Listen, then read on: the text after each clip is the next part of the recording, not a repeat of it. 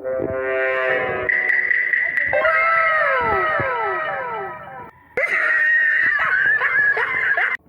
yung gagawin ay mag-video lang kayo ng para ganito, tapos mag-acting kayo parang may apoy sa kamay, tapos sabay acting na parang hindi mapatay yung apoy. Yan. Tapos punta tayo sa CapCut. Click lang natin yung CapCut, tapos new project. Ayan, hanapin lang natin kung saan siya nagdukot sa pulsat. Pagkatapos ay pindutin lang natin yung edit. Tapos pindutin natin sa kabila yung unang clip, tapos i-delete natin yan. Sunod naman ay hanapin natin yun kung saan nag-acting siya na parang may lumabas na apoy. Pindutin ang clip, tapos split, tapos add overlay natin yan. Add natin yung apoy na may green screen. Hanapin lang natin yung dinownload natin sa YT.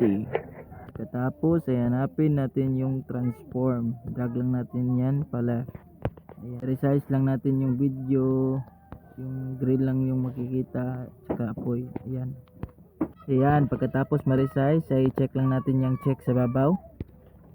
Tapos ayan. Ayan, i-drag lang natin yung clip sa unahan, pa left. Tapos pantay lang natin yan sa may naka-split. Pagkatapos ay click natin yung clip, tapos hanapin natin ang remove BG. Pindutin lang yung remove BG at saka chroma key. Natin ang color picker niya sa green at adjust natin yung intensity. Ayan, sa akin ay nilagay ko siya sa 100%. Pagkatapos pindutin yung check. Dito ay hanapin lang natin yung timing ng pagbukas ng palad at ang paglabas ng apoy. Pagkatapos makuha ang timing ay ilagay natin yung apoy sa palad. I-click natin yung clip, tapos i-adjust natin yung apoy sa kamay.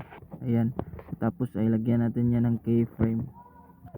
Pagkatapos natin yan malagyan ng keyframe ay i-drag lang natin yung clip sa baba.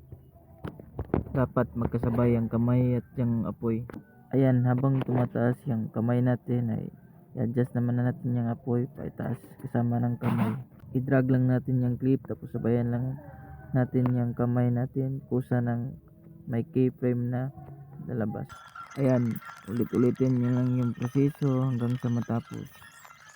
Magiging ganito na ang kanyang resulta kapag nalagyan natin lahat ng keyframe. Dito ay mag-overlay na naman tayo sa smoke. Hanapin lang natin yung transform at saka palitin lang natin yan. Dapat yung itim lang yung matitira at saka smoke. Pindutin lang natin yung rotate para maayos yung smoke. Dapat papunta sa taas ang kanyang effect. Ayan.